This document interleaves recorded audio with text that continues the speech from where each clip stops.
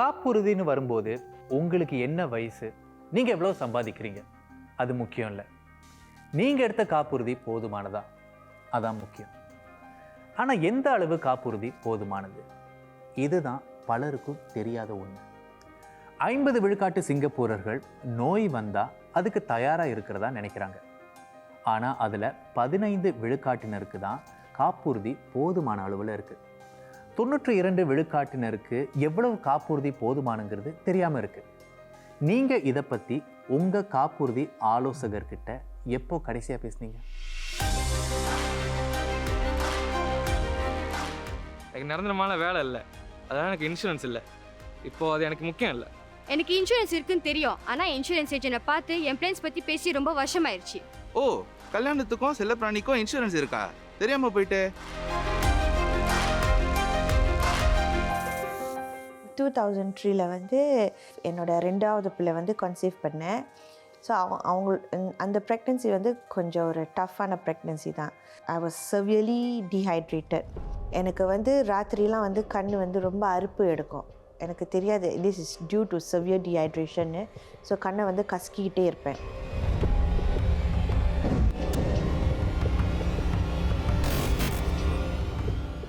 இன் 2004 after பிள்ளைலாம் பிறந்த பிறகு வேலை செய்கிறப்ப வந்து இந்த கம்ப்யூட்டர் ஸ்க்ரீன் வந்து எனக்கு அறவே வார்த்தைகள் தெரியாது.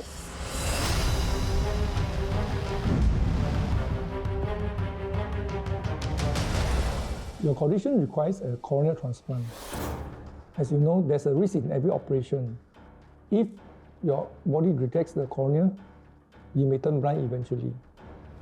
ஸோ நான் நார்மல் ஆப்ரேஷனுக்கு போய் செக் பண்ணுறப்ப கேனாட் அந்த கண்ணாடியும் ப்ரிஸ்கிரைப் பண்ண முடியாது இந்த டிகிரியை.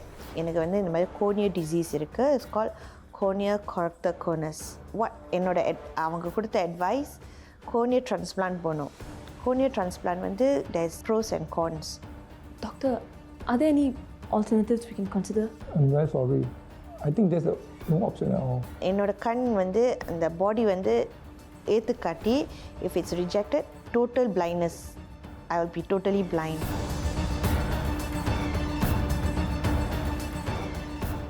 எனக்கு வேணான்னு சொல்லி ஒரு 4-5 வருஷம் வந்து I was on contact lens. ஒரு கண்ணில் 2 lenses போடணும். ஸோ தட் when அது ப்ரெஸ் பண்ணுறப்ப I can project image. After ஒரு 4 வருஷத்துக்கு அப்புறம் ஒரு தெரிஞ்சவங்க வந்து ப்ரைவேட் டாக்டர் ரெக்கமெண்ட் பண்ணாங்க. We have a proposal for you. You don't have to go through a corneal transplant. But however, we actually recommend you a corneal cross-linking. The risk of you going blind will be lesser. But the cost of the private hospital ஓட சிகிச்சை வந்து 25,000. இன்றைய காலகட்டத்தில் வந்து மருத்துவ காப்புறுதி ரொம்ப அவசியம். நீங்கள் வந்து ஒரு மருத்துவமனைக்கு போய் வியாதின்னு சொல்லிட்டு போனீங்கன்னா அந்த தொகையை சொன்னாங்கன்னா பாதி உயிர் போயிடும். அந்த மாதிரி இருக்கிற ஒரு காலகட்டத்தில் நீங்கள் வந்து மருத்துவத்துக்கு காப்புறுதி இல்லைன்னு சொன்னால் அது ஒரு சிரமமான ஒரு கட்டத்துக்கு கொண்டு போய்விடும். Thank you, doctor. Thank you for this alternative. Yeah, you're welcome. அப்போ எனக்கு 25 வயசு, வேலை செஞ்சுக்கிட்டு இருந்தேன். ஆனால் இன்சூரன்ஸ் எடுக்கணும்னு வந்து எனக்கு தோணலை. அது ஒரு இம்பார்ட்டண்டான விஷயம்னு எனக்கு தோணலை. அப்போ ஒவ்வொருத்தரும் வேலை செய்கிற ஒவ்வொரு நபரும் வந்து எத்தனையோ வருஷம் படிச்சுட்டு வராங்க வேலைக்கு.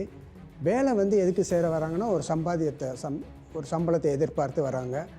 அந்த எதிர்கால ஊதியம் வந்து யாருமே வந்து நிரந்தரமாக கேரண்டி பண்ணி சொல்கிறதில்லை. உங்களுக்கு கண்டிப்பாக இந்த பணத்தை நீங்கள் வந்து சம்பாதிக்க போகிறீங்கன்னு சொல்கிறதில்ல.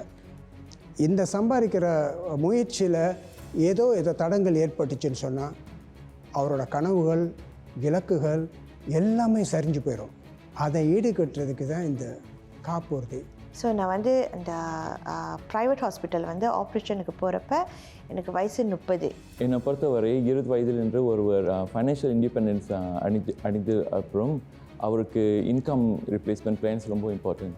Life insurance, accidental insurance, hospital insurance, these 3 plans வந்து அவருக்கு ஒரு இன்கம் ரிப்ளேஸ்மெண்ட்க்கு ரொம்ப உதவியாக இருக்கும். எனக்கு இன்சூரன்ஸ் இல்லாதனால ப்ரைவேட் ஹாஸ்பிட்டல் வந்து is definitely A class. Bill எவ்வளோன்னு சொல்ல முடியுமா?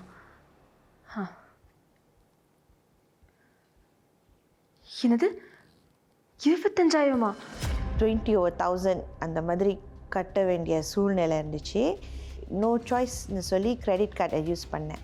ஸோ இந்த ஆப்ரேஷனுக்கு முன்னாடி வந்து டாக்டரோட கன்சல்டேஷன் எல்லாம் ப்ரைவேட் கிளாஸில் ஃபால் பண்ணனால, அதுக்கப்புறமும் ஐ கேர்க்கெலாம் வந்து ஆல்மோஸ்ட் எவ்ரி 2 days ஹாஸ்பிட்டலில் போய் அந்த ஐ கேர் பண்ணோம். அதெல்லாம் வந்து எல்லாம் சேர்த்து வந்து ஒரு 50,000 மேலே வந்துட்டு. பட் எனக்கு வந்து இந்த ஸ்னோ அதவே நான் இன்சூரன்ஸ்லேருந்து க்ளைம் பண்ணுறதுக்கு வழி இல்லை. இதில் வந்து உங்களுக்கு என்ன இழப்பு, செஞ்சு வச்சுக்கிறது உங்களுக்கு என்ன இழப்பு, அதை நீங்கள் கொஞ்சம் பாருங்கள். நீங்கள் செஞ்சு வச்சிட்டிங்கன்னா நாளைக்கு உங்களுக்கு வந்து, ஆனால் இது காப்புறுதி வாங்கினதுனால அதிலிருந்து நான் பயன்பெறணும், எனக்கு நோய் வரணும் அப்படின்னு எதிர்பார்க்க வேண்டாம்.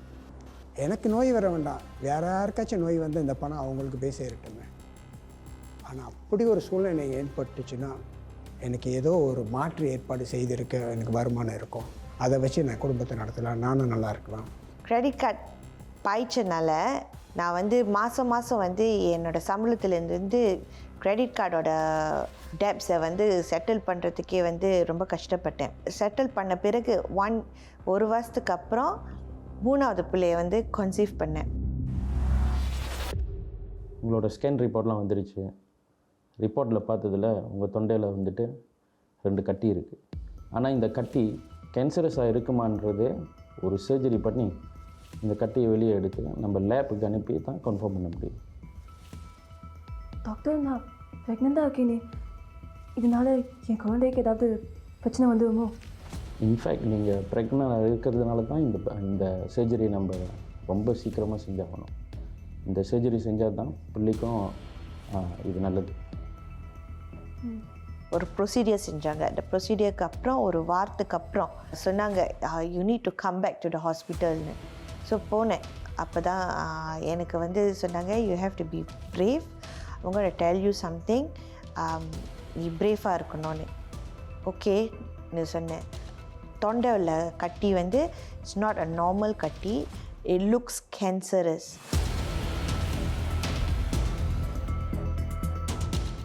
நோய்வாய்ப்படுறது உடல் ரீதியாக மன ரீதியாக பெரிய பாரத்தை ஏற்படுத்துது.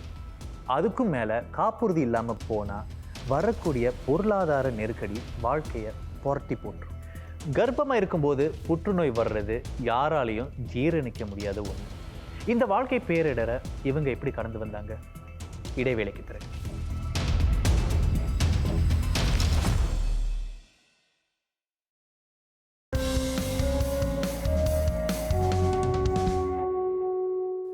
மருத்துவ காப்புறுதி, உடல் குறைபாடு காப்புறுதி, நோய்க்கான காப்புறுதி, ஆயுள் காப்புறுதி, தனிப்பட்ட விபத்துக்கான காப்புறுதி. இந்த காப்புறுதிகள்லாம் சிங்கப்பூரர்களுக்கு ரொம்ப முக்கியம். ஆனால் இந்த காப்புறுதிகளில் எதுவும் இல்லாமல் இவருக்கு வாழ்க்கையில் பேரதிர்ச்சி ஏற்பட்டது. பல சவால்களை தாண்டி வர வேண்டிய சூழ்நிலையும் ஏற்பட்டது.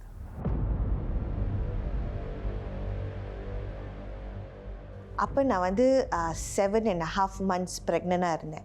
இந்த ஆப்ரேஷன் இட் செல்ஃப் அது ஒரு ஹை ரிஸ்க் ஆப்ரேஷன். ஒரு தாய் வந்து பிள்ளைக்காக தானே பார்ப்பாங்க. ஸோ வேணான்னு சொன்னேன். பட் என் ஃபேமிலி வந்து சொன்னாங்க, நீ போனேன்னா இன்னொரு பிள்ளை இருக்காதுன்னு சொன்னாங்க. ஸோ வற்புறுத்துட்டு போக சொன்னாங்க. ஆப்ரேஷனுக்கு முன்னாடி உங்களுக்கு ஒரு சின்ன ஃபார்மாலிட்டி. இந்த ஆப்ரேஷனில் ரிஸ்க்கை வந்துட்டு நான் உங்களுக்கு சொல்லி தான் ஆகணும். நம்ம செய்ய போகிற ஆப்ரேஷன் வந்துட்டு உங்களோட தொண்டை ஓக்கலுக்கு ஒரு பக்கத்தில் இருக்கிற கட்டியை ரிமூவ் பண்ண போகிறோம். டூரிங் ஆப்ரேஷன் வந்துட்டு ரிஸ்க் வந்துட்டு யூ மைட் லூஸ், உங்களோட குரல் வளத்தை இழக்கிறதுக்கு பெரிய வாய்ப்பு இருக்குது. இது ரிஸ்க்கு தான், இருந்தாலும் நான் உங்கள்கிட்ட சொல்லி ஆகணும்.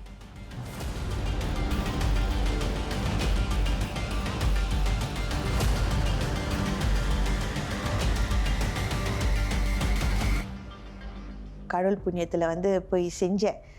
தென் I was in the high dependency ward. 2 நாளாக பேச முடியாது, ஏன்னா எல்லாத்துலேயும் வந்து வாய்ஸ் இருக்கும். So high dependency ward also cost very high. அந்த operation, the whole procedure before consultation at private clinic, private bed, private doctor, high dependency ward எல்லாமே ஒரு 36,000. But I mean operation only 36,000. அதுக்கு மேலேயும் வந்து அந்த கன்சல்டேஷன், எவ்ரி கன்சல்டேஷன் வந்து ஒரு 200+ நான் கட்டணும். அட்லீஸ்ட் ஒரு 200+. Hi, I'm here to pay the bill. Alright, sure. Okay, your bill will be $315. Okay.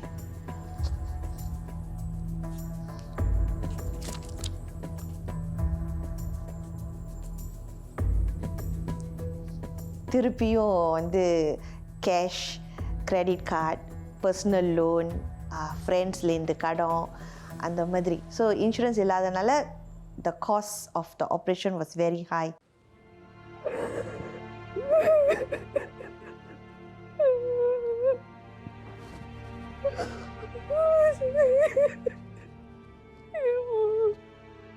But the sad thing is எனக்கு அந்த புள்ள வயிற்றுலேயே இறந்துட்டு. ஸோ அதுலேயும் வந்து அந்த வழியில் அந்த to go through that procedure was not an easy thing. So அப்போ கூட வந்து இன்சூரன்ஸ் இல்லை. So cannot do that giving birth to a still baby at A class.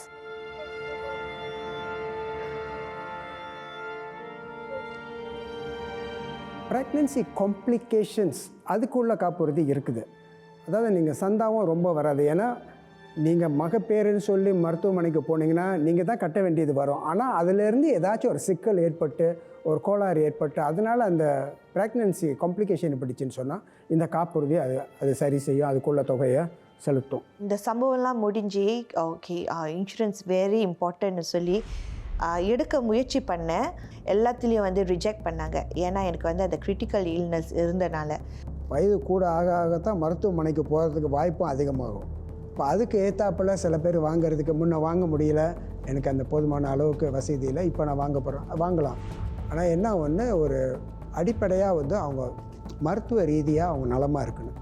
ரொம்ப மோசமான ஒரு சூழ்நிலை இருந்தாங்கன்னா அதை வாங்க முடியாமல் போகிறதுக்கு வாய்ப்பு அதிகமாக இருக்குது. ஆக்சுவலி இப்போ தான் வந்து எனக்கு தோணுது, இன்சூரன்ஸ் இருந்திருந்தால் இவ்வளோ செலவெல்லாம் பண்ணியிருக்க தேவையில்லையே, நல்லா வந்து வசதியாக எப்பயோ வந்து செக்கப்லாம் போயிருக்கலாம், செஞ்சுருக்கலான்னு. வாழ்க்கை வந்து ஒரு பயணம் மாதிரி. அந்த பயணத்தில் வந்து நிறைய தடைகள் இருக்கலாம். அதே மாதிரி வாழ்க்கை பயணத்தில் வந்து ஒவ்வொருத்தருக்கும் ஒரு சில காலகட்டங்களில் வந்து சில தடைகள் ஏற்படுறதுக்கு வாய்ப்பு இருக்குது.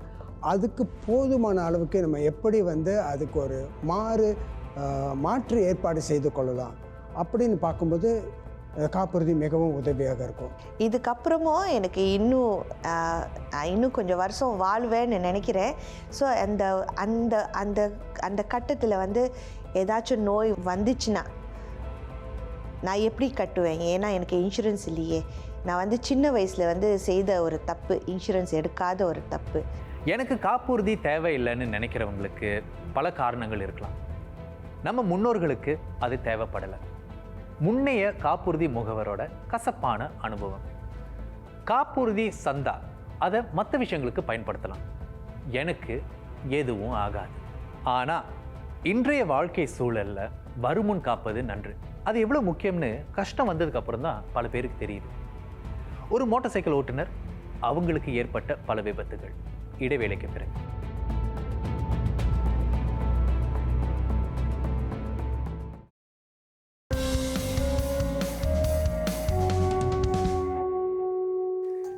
இருபது 30களில் இருக்கிற சிங்கப்பூரர்களுக்கு போதுமான காப்புறுதி இல்லாமல் போகிறதுக்கான வாய்ப்புகள் அதிகமாக இருக்குது. ஆனால் அந்த வயசில் தான் அவங்க காப்புறுதி வாங்க ஆரம்பிக்கணும், தங்களோட எதிர்கால வருமானத்தை பாதுகாக்க. இளையர்களுக்கு வயது ஆக ஆக பொதுவாக அவங்க கவனம் வீடு, வாகனம், சொத்து, திருமணம் போன்ற விஷயங்கள் மேலே இருக்கும். சேமிப்பு, காப்புறுதி, ஓய்வு கால திட்டங்கள் இதை பற்றி சிறு வயசில் யோசிக்க ஆரம்பித்தாதான் எதிர்காலத்தில் அவங்களுக்கு நன்மை கொண்டு வருங்கிறதுல எந்த சந்தேகமும் இல்லை. அடுத்து தனிப்பட்ட விபத்துக்கான காப்புறுதி எவ்வளவு முக்கியம் தெரிஞ்சுக்க போகிறோம். நான் இது வந்து படிச்சுட்டு இருக்கும்போது நான் வந்து வெஸ்ட் சைடில் தங்கிட்டு இருந்தேன். ஸோ என்னோடய பாலி வந்து நார்த் சைடில் இருந்துச்சு. ஸோ அந்த ட்ராவலிங் நீங்கள் பார்த்தீங்கன்னா ரொம்ப கூடையாக இருக்கும், ரொம்ப டைம் வரும் எடுக்கும். அது காலையிலே கிளாஸ் 8 மணிக்குனா வந்து நம்ம முன்கூட்டியே ஏந்து அதுக்கப்புறம் நம்ம தயாராகிறோம். ஸோ இது வந்து ரொம்ப ஒரு வருஷம் ட்ரை பண்ணி பார்த்தேன், ரொம்ப கஷ்டமாக இருந்துச்சு எனக்கு. ஸோ அதனாலேயே வந்து ஒரு சுலபமான ஒரு போக்குவரத்து எதுன்னு நம்ம யோசிச்சுட்டு இருக்கும் போது வந்து எனக்கு அப்போ தான் வந்து பைக் தோணுச்சு.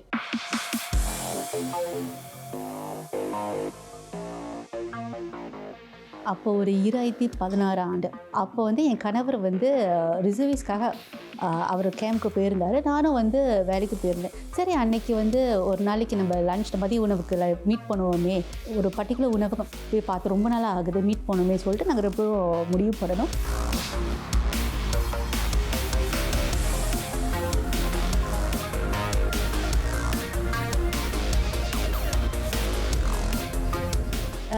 திடீர்னு எனக்கு ஒரு ஃபியூ செகண்ட்ஸ் வந்து அப்படியே ப்ளர் ஆகிற மாதிரி இருந்துச்சு. எனக்கு அப்போ எனக்கு ஒன்றுமே புரியலை. திடீர்னு எனக்கு கொஞ்சம் நேரம் பார்க்கும்போது நான் உட்காந்துருக்கேன் தரையில்.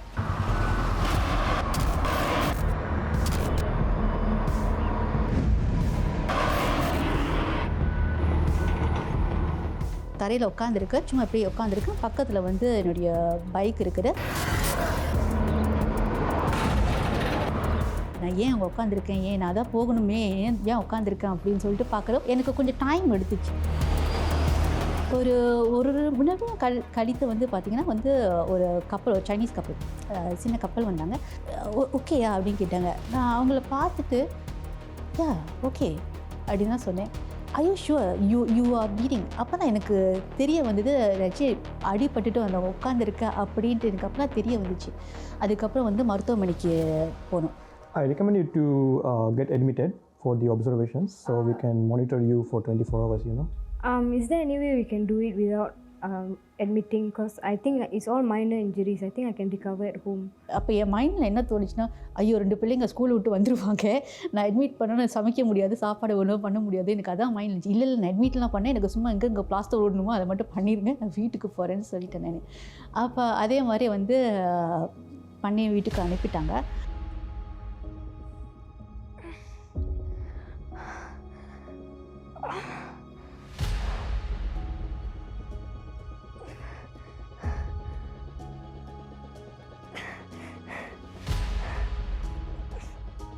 அந்த அடிப்பட்ட இன்ஜுரி நீங்கள் பார்த்தீங்கன்னா வந்து அது வந்து உடனே நம்மளுக்கு அந்த பாதிப்புக்கு தெரியலை.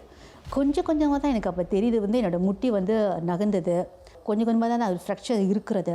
எனக்கு எல்லாமே வந்து அப்போ தான் வந்து 3 நாள் கழிச்சு நான் போகும்போது காலில் வந்து முட்டி நகர்ந்துருக்கு, அப்போ தான் கொஞ்சம் ஹேர்லைன் அந்த ஃப்ராக்சர்லாம் இருக்குது அப்படின்ட்டு. What is happening to me? Okay, what I'm going to do is I'm going to prescribe you some painkillers. அப்புறம் பார்த்தீங்கன்னா வந்து அந்த கால் விரல்கள் அடிபட்டுச்சு இல்லையா, அங்கே வந்து நரம்பு சுளுக்கி ஒரு மாதிரியாக வந்து ரொம்ப வலி. அதை அடிபட்டு ஒரு வாரம் கழித்து தான் எனக்கு வந்து அந்த வலியே எனக்கு தெரியுது. அப்போ சுத்தமாக என்னால் படுக்கையில எழுந்திருக்கவே முடியலை என்னால்.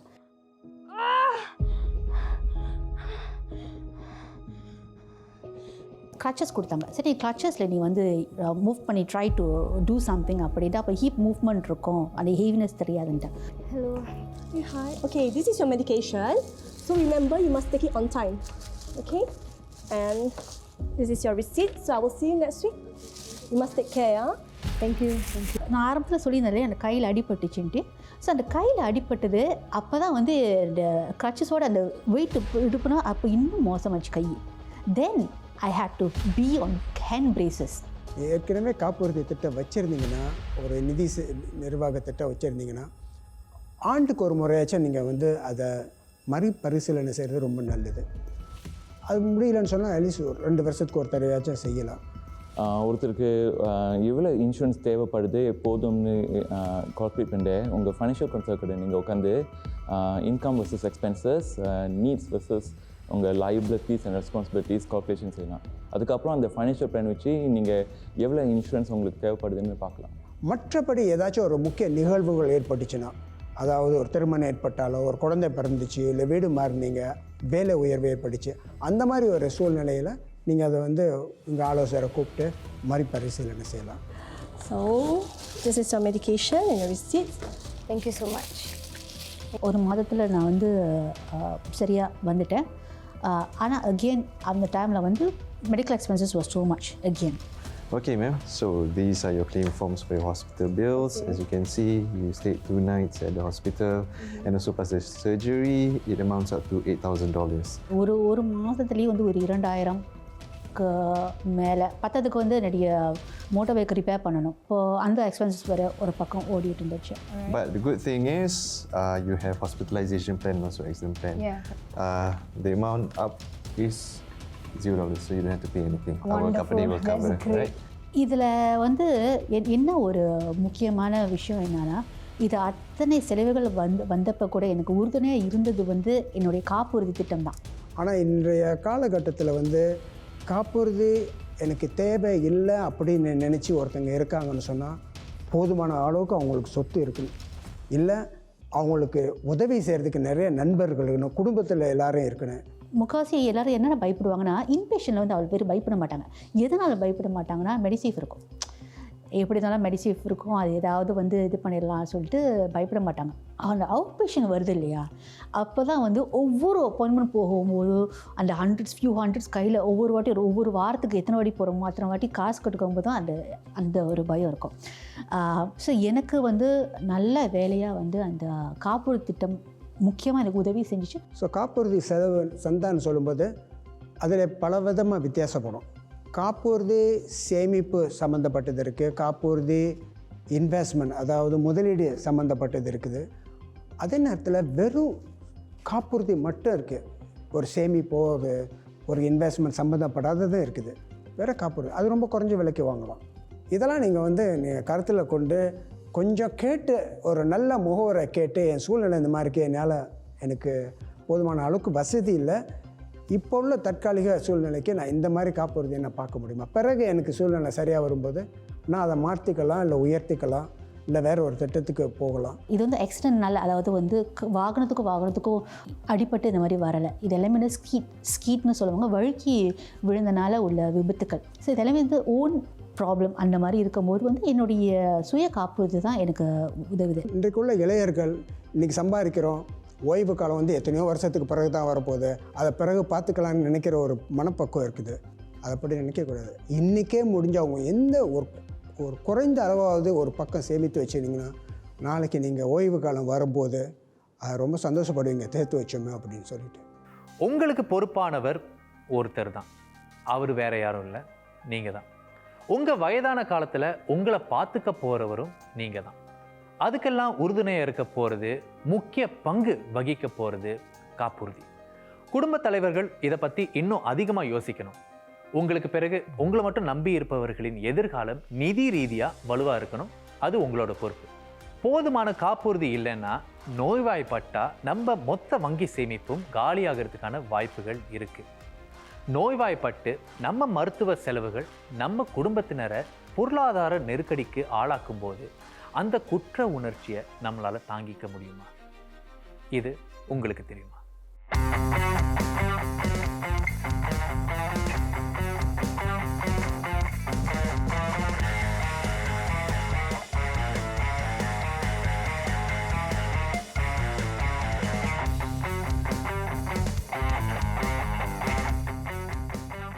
பல மாதிரி யூனிக் இன்சூரன்ஸ் இருக்குது. ஃபார் இன்ஸ்டன்ஸ் வந்து அந்த கோஃபர்ஸ் ஹோல் இன் ஒன் இன்சூரன்ஸ் ஒன்று இருக்குது. கல்யாணத்துக்கு வந்து மேரேஜ் இன்சூரன்ஸ் கூட இருக்குது. இன்கேஸ் அந்த கல்யாணம் வந்து due to certain scenario postpone அந்த மாதிரி நடந்துச்சுன்னா. இப்போது most common topic among youngsters or even old senior citizen is the Covid இன்சூரன்ஸ்னு சொல்லுவாங்க. இன்றைக்கி பிறக்கிற குழந்தை ஒரு மேல் படிப்புக்கு போகும்போது அந்த எல்லா பெற்றோராலோட அந்த மேல் படிப்போட செலவை வந்து சமாளிக்கிற ஒரு பக்கம் இருக்க முடியாது அந்த நேரத்தில். அதனால் இப்போ இருந்து அவங்க குழந்தைங்களுக்கு வந்து ஒரு படிப்புக்காக ஒரு சேர்த்து ஒரு சேமிப்பு மாதிரி, அதே நேரத்தில் ஒரு காப்புறுதி மூலியமாக செய்யும்போது வங்கி வந்து சேமித்ததை தான் கொடுக்கும், ஆனால் ஒரு காப்புறுதி திட்டம் வந்து நீங்கள் சேமிக்க நினைச்சதை திருப்பி கொடுக்கும்.